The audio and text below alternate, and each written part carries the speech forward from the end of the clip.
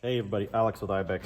We are just gonna show you the updated version of our hypervelocity left-hand intake side. So in the box, you'll get a 2 screws and a pop rivet that comes with it. So this one here is our older version. It doesn't have the pop rivet space here that this one does.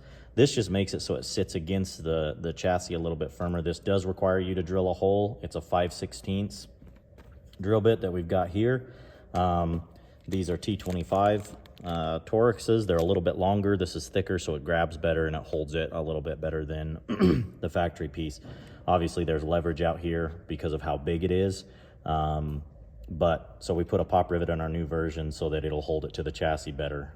As you can see, this is 450% bigger surface area from the stock one. And then underneath, we have it sucking just in case the top does get covered. I've been personally running this for about 3 months now, and we've got guys all over running them, and they've done a fantastic job with getting rid of the bogs and stuff that the factory intake system has.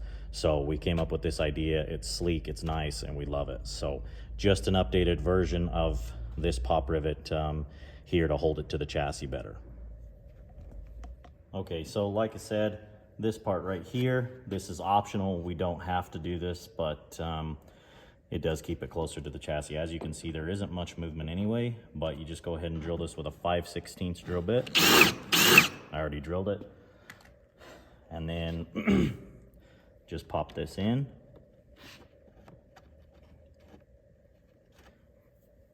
And it is pretty tight.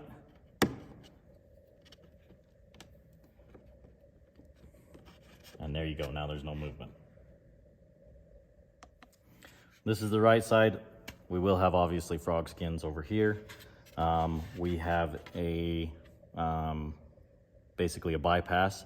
If for some odd reason the intake system does happen to do that, it'll suck from inside. That'll open so you don't have to modify the actual stock stuff and cut holes in the front like what we've seen. This one will open if there gets too much, suck from the bottom the bottom side inside the engine bay, and so that's going to be a pretty sweet advantage. Again, you do not have to buy both sides.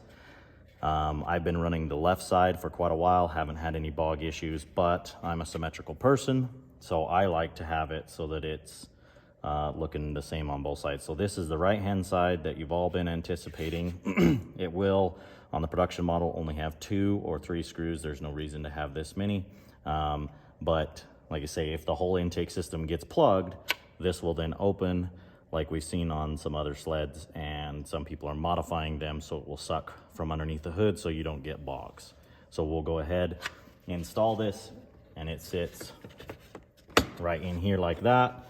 There will be 2 push pops here that we will push up from the bottom to hold it against the sled. I have removed the rope up onto the handlebars so I can get to this screw here. So we're pretty excited to release this product. It makes it symmetrical. This one is about 350 times bigger than the stock intake system, about 350% bigger. So we're pretty excited with this, and of course that will open. As you can see, it will open inside and suck from the hot side if it needs to from under the engine bay.